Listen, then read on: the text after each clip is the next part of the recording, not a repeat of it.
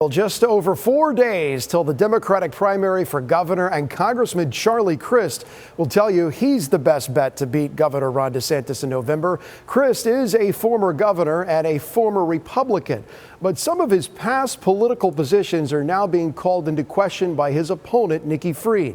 Capitol reporter Forrest Saunders sat down with Crist to get a clear answer.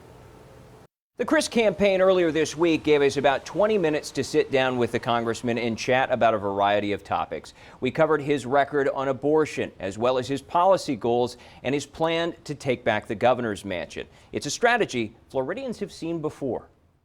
The bright and brilliant and bold Charlie Crist. Yeah! How does a former Republican who hasn't won statewide office since '06 unite Democrats and beat a popular GOP incumbent? Well, just tell people what's on my heart. Charlie Crist told us this week he's fighting Governor Ron DeSantis' divisive language with a sense of civility. It's why he wears those yellow wristbands featuring the golden rule. Do unto others as you would have done unto you.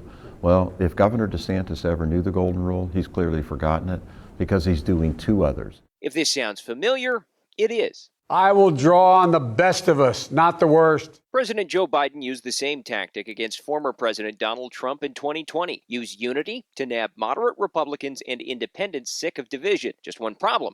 Biden lost Florida. Well, 2020 was a different time. We were at the height of the pandemic.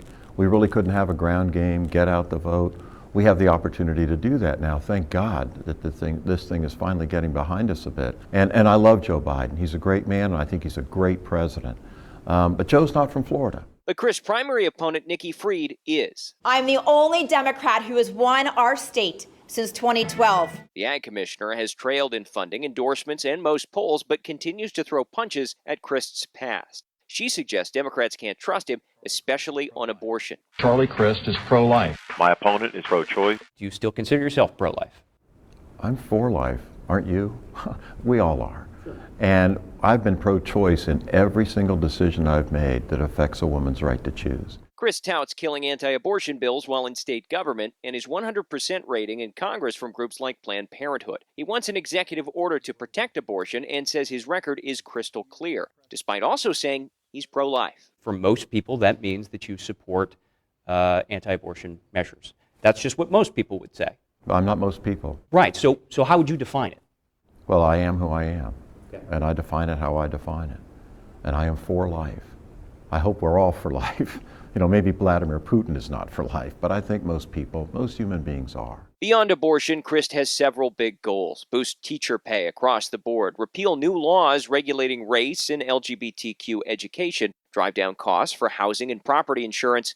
Plus, I think we ought to have recreational marijuana legal statewide and expunge the records of those who had minor amounts of possession so that their records are clear and do the right thing in our criminal justice system. Many of those goals might be hard to accomplish. Even if Crist gets into the governor's mansion, he'll likely face a GOP-controlled legislature. In his words, he's David fighting Goliath in this race, but he notes David won. I don't think this election, frankly, is about right versus left. I think it's about right versus wrong. I know it is. And I know that's what the people of Florida are frustrated about with this governor right now. That's why I know they deserve better. That's why I'm running for governor. Like the Fried campaign, Crist is going to be crisscrossing the state in the next few days until election night, making stump speeches and getting his message out in front of voters. But he's also looking ahead. He's planning a $20 million media blitz ahead of the general election. But of course, that all depends on what happens next Tuesday. That's the latest out here at the Capitol. I'm Forrest Saunders reporting.